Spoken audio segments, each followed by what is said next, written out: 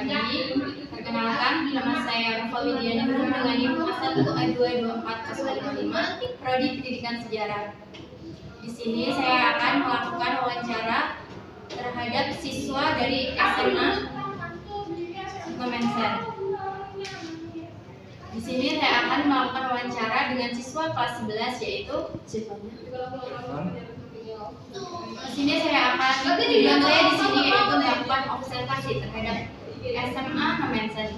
Saya akan memberikan pertanyaannya seperti pada Zivanya, kakak ingin bertanya, bagaimana tanggapan Zivanya ketika tahu ternyata sejarah yang disampaikan saat masih sekolah tidak sesuai dengan kejadian yang asli? Menurut saya sih awalnya menurut ajaran sekolah saya percaya, ternyata setelah saya searching di internet di berbagai media platform Instagram, Twitter, YouTube maupun TikTok, saya melihat beberapa konten yang menjabarkan bahwa kejadian sejarah itu tidak sesuai dengan apa yang diajarkan sekolah. Jadi saya cukup kaget menanggapi bahwa kejadian sejarah itu tidak sesuai dengan yang ada di ajaran sekolah. Bisa dilanjut pertanyaannya? Pertanyaannya, bagaimana tanggapan adik ketika tahu ternyata sejarah yang disampaikan saat di sekolah itu nggak sama kayak kejadian yang asli? Tanggapan saya pastinya terkejut. Ternyata materi yang dipelajari di sekolah itu belum sepenuhnya dapat kita pahami seluruhnya di dalam kejadian dalam sejarah itu.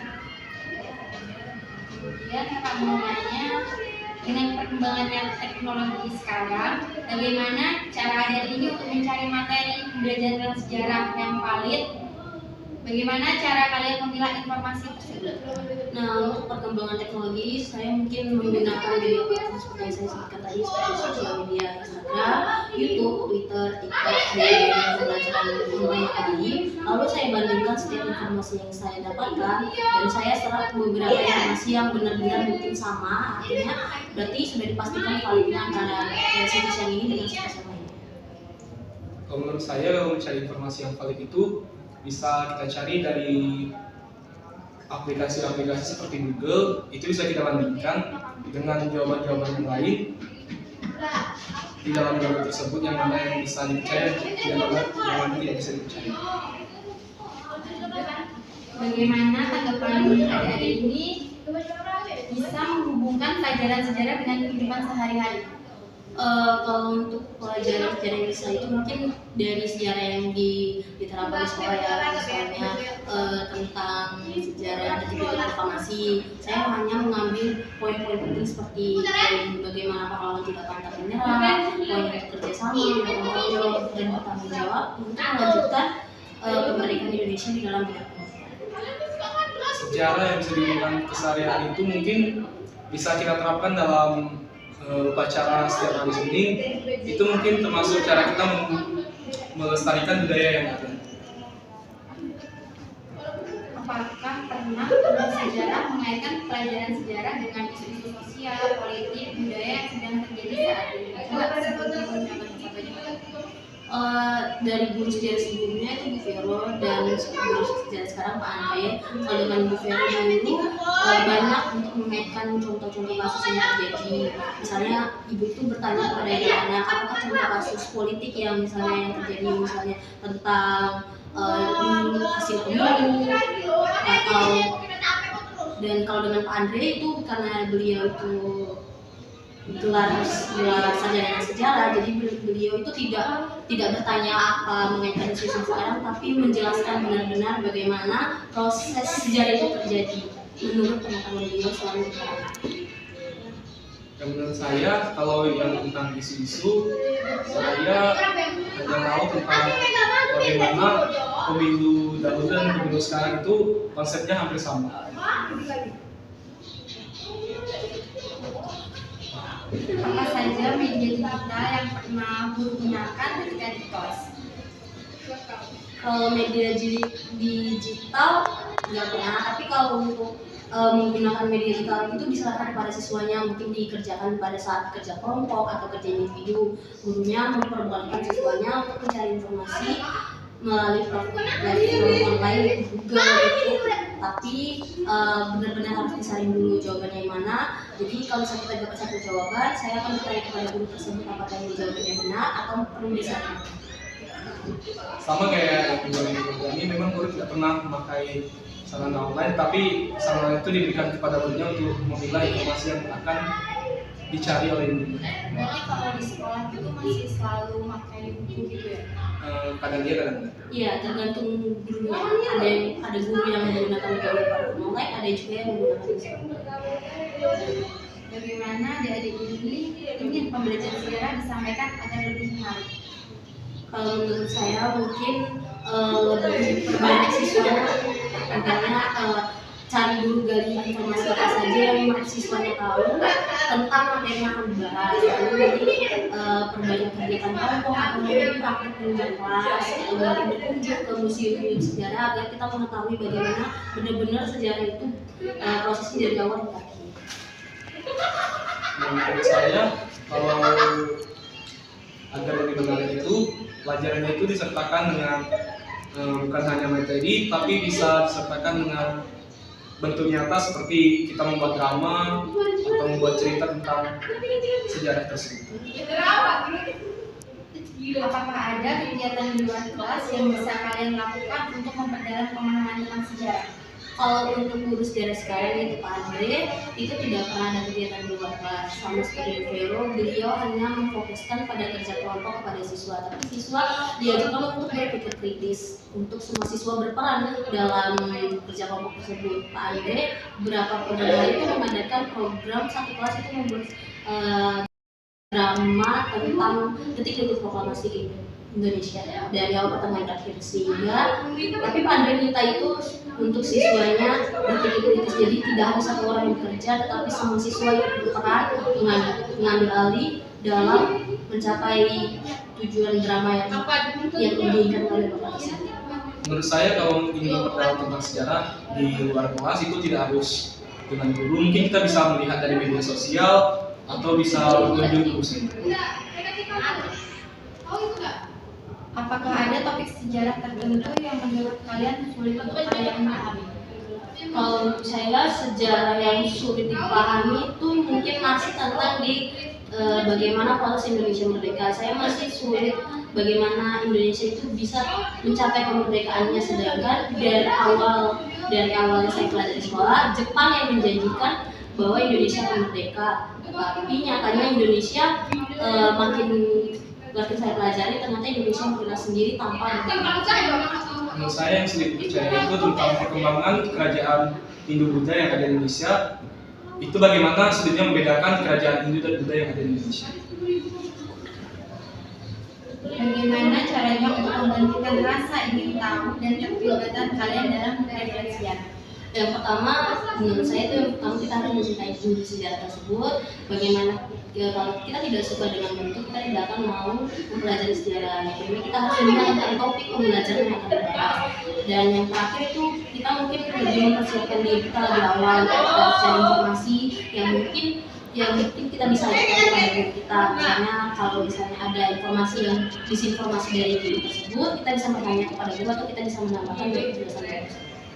Menurut saya rasa ingin tahu itu tergantung bagaimana cara guru tersebut menyampaikan informasi pembelajaran sehingga menarik minat murid untuk mempelajari pelajaran tersebut menjadi lebih dalam. Bagaimana peran diskusi kelas dalam membantu kalian memahami materi sejarah? Nah, kalau untuk diskusi kelas itu lebih banyak pada guru sebelumnya, yaitu Bu Vero. Bu Vero itu lebih memfokuskan siswanya untuk kita saling bekerja sama dalam satu kelompok. Ada beberapa topik seperti bagaimana perkembangan kerajaan Hindu-Buddha, lalu bagaimana dengan Pak Andre, bagaimana dengan proklamasi kemerdekaan Indonesia, lalu ada juga soal tematik atau soal asesmen formatif yang ada di buku, itu dibahas bersama-sama di dalam kelas. Menurut saya kerja kelompok itu sangat membantu setiap orang untuk berkembang memahami pelajaran tersebut karena setiap orang itu bisa menyampaikan setiap pikiran yang ingin mereka sampaikan. Pernahkah kalian merasa informasi sejarah di luar sekolah seperti dari internet bertentangan dengan apa yang diajarkan pada saat di kelas saat guru menjelaskan gitu? Saya merasa iya ada bertentangan, misalnya dalam topik mencapai kemerdekaan Indonesia yang saya ketahui dari internet bahwa sebenarnya Soekarno itu melakukan rencana yang kecil yang seolah-olah dalam buku sekolah itu bahwa Soekarno yang mendorong Indonesia sampai ke pintu gerbang kemerdekaan Indonesia. Sedangkan yang saya pelajari dari internet kenyataan itu berbalik dari apa yang dirasakan di dunia. Menurut saya ya, sesuai dengan pendapat teman saya, seperti yang dikatakan di dalam sejarah bahwa ada tanam paksa yang tidak digaji atau kerja paksa, padahal dalam internet itu dijelaskan bahwa pihak Belanda pernah atau menggaji setiap pribumi. Apakah kalian merasa cukup waktu untuk memahami materi pelajaran di kelas, terutama dengan mata pelajaran? Kalau itu saya masih kurang karena sejarah di kelas saya itu hanya dipakai 1 jam pelajaran itu sekitar 40 menit. Menurut saya 40 menit itu kurang karena sejarah itu adalah materi yang khusus, menurut saya itu berat untuk dipahami sehingga kita perlu memerlukan banyak waktu untuk memahami satu topik yang akan dibahas. Menurut saya itu waktu pembelajaran sejarah itu sudah sangat cukup karena waktu pembelajaran di kelas saya itu 2 jam itu sudah membahas tentang satu materi pembelajaran. Apa saja metode inovatif yang pernah guru terapkan di kelas sebelumnya? Metode inovatif itu seperti apa ya misalnya? Beda dari yang biasanya gitu. Biasanya kan dulu cuma jelasin ini apa cara pakai infokus atau ada media seperti video atau gimana gitu. Oh ada, tapi kalau itu misalnya kalau untuk video pembelajaran guru sebelumnya pernah kasih, tapi itu dipelajari pribadi di rumah. Jadi setelah pembelajaran tersebut dia mengasih video pembelajaran ke guru kelas, lalu setiap siswa akan mempelajari video pelajaran tersebut. Jadi di hari berikutnya ketika pembelajaran tersebut akan bertanya apa yang telah kami pelajari dari video itu dan apa saja yang kami catat dari video itu. Kalau saya metode inovatif yang saya rangkum itu guru itu memberikan materi, lalu guru membuat kelompok pada kami untuk membentuk sebuah drama untuk dipentaskan nanti. Apakah guru sejarah memberikan contoh-contoh nyata membantu dalam memahami materi? Ya, ada banyak contoh nyata yang telah diterapkan oleh guru sejarah seperti guru sejarah kami yang sebelumnya Ibu Vero. Beliau selalu datang saat upacara. Itu kan salah satu contoh menerapkan bagaimana kita menumbuhkan rasa nasionalisme dan cinta tanah air. Lalu juga dengan guru yang sekarang, Pak Andre juga menerapkan beberapa metode-metode belajar yang kritis sehingga memicu semangat siswa untuk belajar lebih giat lagi dan membuat materi itu lebih menarik untuk dipelajari. Itu seperti kata Zefannya, bentuk nyata itu seperti guru setiap hari Senin datang tepat waktu sehingga memberikan contoh yang baik pada murid-murid. Pertanyaan yang terakhir, apakah guru yang menumbuhkan rasa kesadaran sejarah dan nasionalisme di kalian pada waktu tersebut? Ya, guru mungkin contoh nyatanya yang pertama guru selalu meningkatkan siswa sebelum untuk turun ke lapangan untuk melaksanakan upacara. Lalu guru juga mengingatkan siswa untuk tugas-tugas yang akan dikerjakan. Lalu juga guru memberi video-video pembelajaran atau memberi kebebasan kepada siswa mencari informasi-informasi yang diperlukan dalam materi tersebut. Ya, menurut saya guru itu menanamkan sikap disiplin pada setiap murid yang ada di sekolah sehingga murid yang ada di sekolah itu bisa memakai waktu dengan tepat, menjalankan setiap pelajaran dengan semestinya sehingga pembelajaran itu bisa sejalan dengan secara efektif. Terima kasih waktunya untuk berdebatnya. Yang terakhir,